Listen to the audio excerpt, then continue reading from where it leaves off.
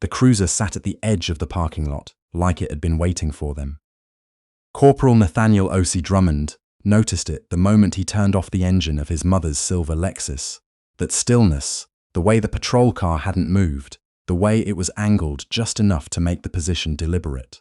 He didn't say anything. His mother, Evelyn O.C. Drummond, was already reaching for her purse, adjusting the collar of her coat, the one she'd pressed the night before, because she always pressed her clothes before a doctor's appointment, even at 68, even after everything her body had been through in the last 2 years. "Leave the cane," she said to him, like she always did when they went somewhere new, as if arriving without it would change something. Nathaniel got out first. He walked around to the passenger side and offered his arm, and Evelyn took it without making a production of it. They'd been doing this long enough that it didn't need to be said.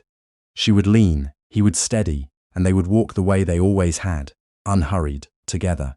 The Lexus was a 2022 model, loaded, with the kind of quiet elegance that his mother had saved for across 11 years of shifts at the hospital laundry. And then, later, the kind of quiet elegance that Nathaniel had insisted on when she finally let him contribute. It was silver, with graphite interior. It looked expensive because it was. And that, apparently, was the problem. They had made it maybe 30 feet from the car when the cruiser's door opened. Constable B. Harwick, that was the name on the tag, stepped out slowly, the way officers sometimes do when they want you to understand that the pace of the encounter is theirs to set. He was heavy-set, with close-cropped hair going grey at the temples, and he had the kind of face that arranged itself into suspicion without seeming to require any particular input. His partner stayed in the vehicle. Nathaniel clocked that too. "Afternoon," Harwick said. Not a greeting, a statement of presence. Nathaniel nodded. "Afternoon." Harwick looked past him at the Lexus, then back at Nathaniel, then at Evelyn. His gaze moved the way a hand moves when it's feeling for something it expects to find. "That your vehicle?" Nathaniel said. "Both of you?" "It's my mother's vehicle. I drove her to her appointment." Harwick took 3 steps toward the car without asking permission.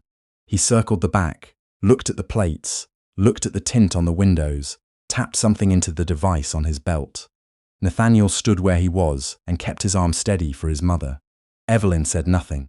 She had grown up in a time and a place where you said nothing, and 68 years had not yet convinced her the math had changed. "There's a report on a vehicle matching this description," Harwick said, coming back around.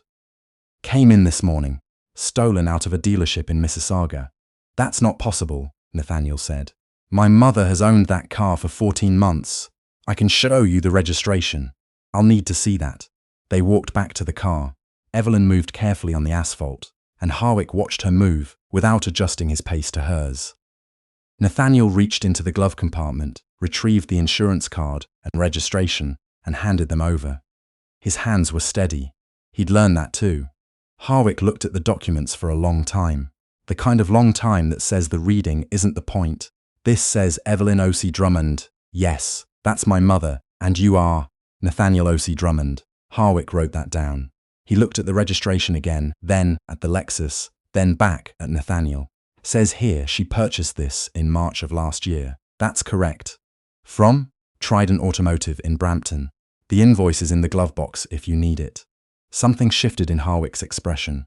Not softening, more like a reassessment, not of his suspicion, but of the strategy required to maintain it. He handed back the documents. He did not apologize for the delay. "We're going to need to run this more thoroughly," he said. "Plate comes up flagged. That's not something I can just wave off on a document." "A flag that was already disproven by 14 months of ownership," Nathaniel said. His voice was even. Evelyn had taught him that too. "Sir, I'm going to need you to step back from the vehicle. I'm not going to do that." The silence that followed was the kind that has weight. Harwick's partner got out of the cruiser then, Constable D. Pelletier, younger, with the careful blankness of someone who hasn't yet learned what face to make in situations like this, or has learned to make no face at all. He came and stood at an angle, not quite beside Harwick, not quite beside Nathaniel, in that particular geometry of presence that is neither backup nor witness, but both at once. "Sir," Harwick said again, "I need you to step away from the vehicle, or I'm going to have to consider this obstruction." Nathaniel looked at him for a moment, then he stepped back. Not because he'd been told to. because the calculation of what stepping back cost him was smaller than what it might cost his mother. He moved to stand beside Evelyn. She had her purse held with both hands in front of her, the way she held it in crowds. She was looking at a fixed point across the parking lot, and her jaw was set, and she was not going to cry, because she had not cried in a parking lot since 1987, and she was not going to start. Harwick ran the plate again. He ran the VIN. He called something in on his radio, and waited, and they stood in the November air while a few other people moving through the parking lot noticed and didn't stop, the way people don't stop, and the not stopping felt like its own particular verdict. "System's still showing a match," Harwick said finally. "That's a database error," Nathaniel said. "The same VIN cannot correspond to two separate vehicles. The error is on your end." "I understand your frustration. I don't think you do." Pelletier shifted his weight. Harwick's jaw tightened. "What I do know," Harwick said, and his voice had gone lower, slower, the way voices do when they are working out how much authority they can apply to a situation before it becomes visible, "is that I have a flagged plate. I have two individuals who I have no prior record of, and I have a vehicle that, at this moment, I cannot clear. So what I'm going to need is for both of you to remain here while I resolve this." "We have an appointment," Evelyn said. It was the first thing she had said since they'd walked back to the car. Her voice was quiet and exact, the voice of a woman who had spent 4 decades in a hospital, making herself understood by people who weren't always listening. Harwick looked at her for a moment, as if she had said something surprising, rather than something obvious. "Ma'am, I understand that, but right now I need you to bear with me." "How long?" Nathaniel asked. "As long as it takes." That was not an answer. That was a door being closed. Nathaniel called someone. He stepped a few feet away and made the call. And when he came back, his expression had changed in a way that was subtle and precise, like the recalibration of something that had been running a slight margin of error and was now corrected. Evelyn sat in the passenger seat of the Lexus with the door open, because Harwick had not said she couldn't, and she held her purse in her lap, and she did not look at the officers. She looked at the people going in and out of the medical building. She counted them, maybe. Or maybe she was just somewhere else entirely. Nathaniel sat on the passenger side threshold beside her and did not leave her alone. 31 minutes passed. Harwick had gone back to his cruiser to continue running searches. Pelletier stood near the front of the Lexus, not looking at them directly, in the way that people perform the absence of a thing they are doing. A black Ford F-150 pulled into the lot. It parked 2 spaces down. The door opened and a woman got out. She was 41 years old, and she moved the way people move when they have spent a long time in environments where moving a certain way matters. Not rushed, not aggressive, just precise.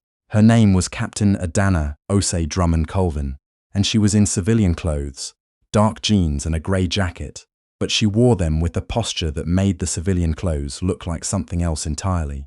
She had her mother's jaw and her father's economy of expression, and she carried a single folder of documents under one arm. She walked directly to where Harwick's cruiser was parked. "Constable Harwick," she said. Not loudly. She didn't need to be loud. He got out of the cruiser, already with the half-irritated look of someone whose process is being interrupted. "This is inactive." "I know what it is." She opened the folder. "I'm Captain Adana Osei Drummond Colvin, Canadian Forces Base Borden, currently seconded to the Directorate of Military Personnel. The woman in that car is my mother, Evelyn Osei Drummond. The man with her is my brother, Corporal Nathaniel Osei Drummond, based out of 2 Canadian Mechanized Brigade Group. That vehicle was purchased from Trident Automotive in Brampton in March of last year. Here is the original bill of sale, the transfer documentation, a notarized statement from the dealership confirming the VIN was correctly recorded at point of sale, and a letter from the previous owner, a private citizen in Burlington, confirming the discrepancy originated in the provincial database and was flagged for correction 6 weeks ago. She held out the folder. Harwick took it. He stood with it for a moment. 6 weeks ago, she said again. Pelletier had come around to the front of the cruiser. He stood very still. "Captain," Harwick said carefully, "I want you to understand that we were operating on the information available to us. I do understand that. What I also understand is that my 68-year-old mother with a degenerative disc condition has been standing in a November parking lot for 34 minutes because that information wasn't cross-checked before a flag was acted on. And my brother, who has been back from his second rotation for 11 weeks, has been standing with her. She paused. I also understand that this interaction has been recorded. She looked at the camera mounted on the building across from them. Then she looked at Harwick's body camera. Both of those cameras have been running since you exited your vehicle.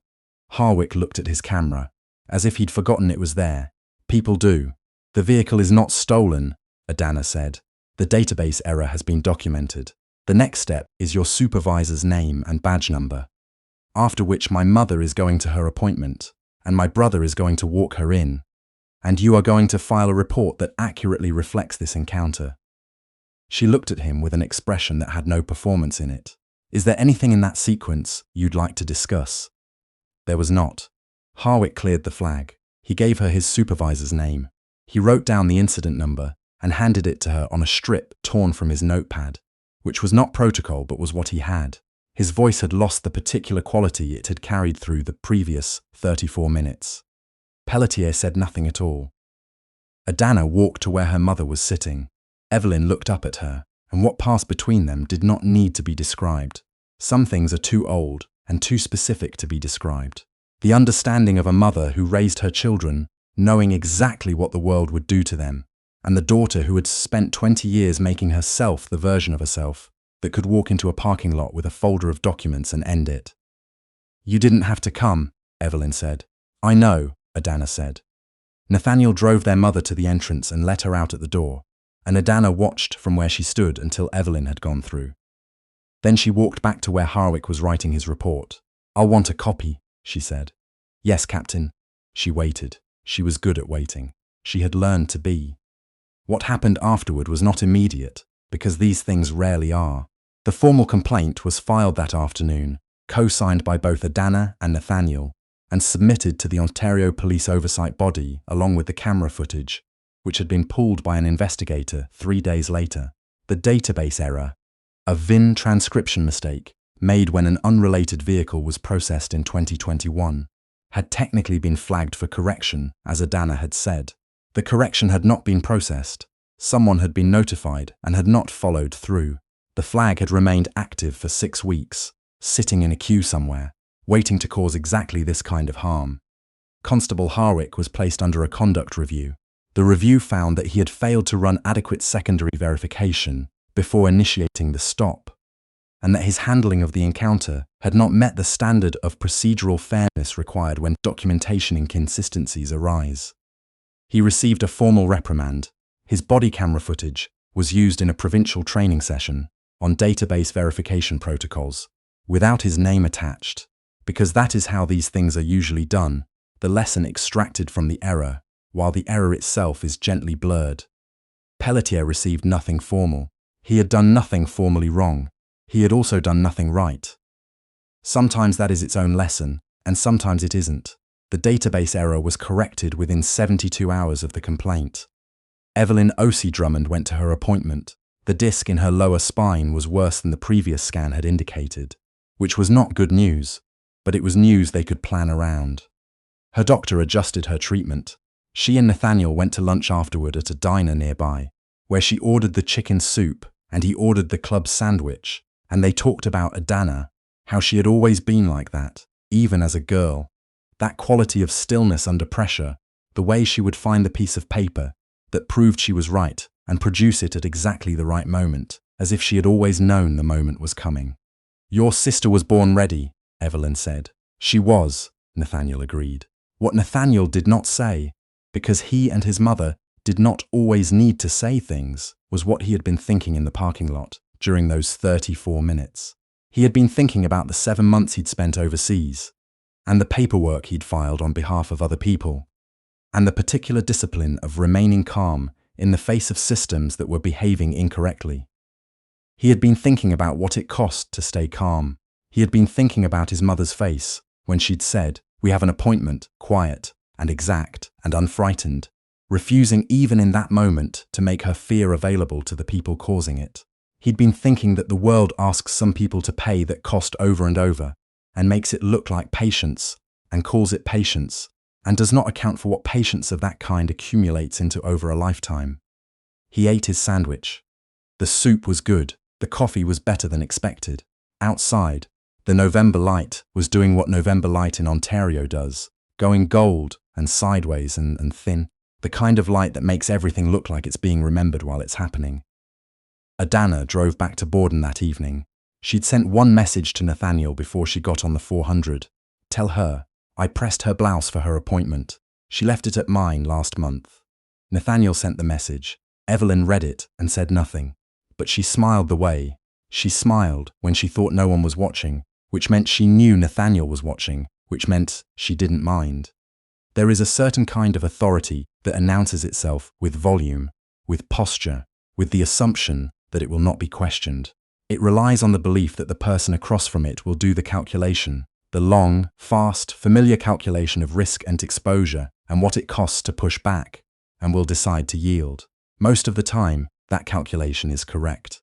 Most of the time, people yield because the cost of not yielding is real, and the people asking you to yield have in that moment the power to make the cost very high. And in that parking lot was not magic. It was not even, in the final accounting, particularly dramatic. A woman came with documentation. She used her rank, not as a weapon but as a tool, a level placed against an uneven surface. Not to punish but to measure. She asked for the correction, she waited for it, she got it. What made it matter was everything that had happened before she arrived. The 34 minutes. The man who drove his mother to a medical appointment. The woman who pressed her coat the night before. The question, asked 3 times in 3 different registers. Is that your vehicle? Not once, not twice, but 3 times, because some assumptions are not released easily, because they are held with a particular grip that has nothing to do with the information in front of it. Harwick was not a villain in the way stories often require villains to be. He was something more ordinary, and, in some ways, more corrosive. A man who had been handed a system that confirmed his assumptions and never thought to check whether the system was right. Who had treated a flag in a database as a verdict, and a lack of immediate papers as guilt, and an elderly woman's inconvenience as acceptable cost of due diligence. The database was corrected. The reprimand was filed. But Evelyn O.C. Drummond stood in a parking lot in November for 34 minutes. And that is not corrected. That is not filed. That is simply true. And it will remain true. And no amount of training footage or conduct review will reach back and shorten those minutes by 1. That is the part that doesn't resolve. That is the part that accountability cannot touch. If you've ever stood somewhere, you had every right to be and been made to feel like you needed to prove it. You already know what those 34 minutes felt like. You don't need it explained. You carry your own version of that parking lot.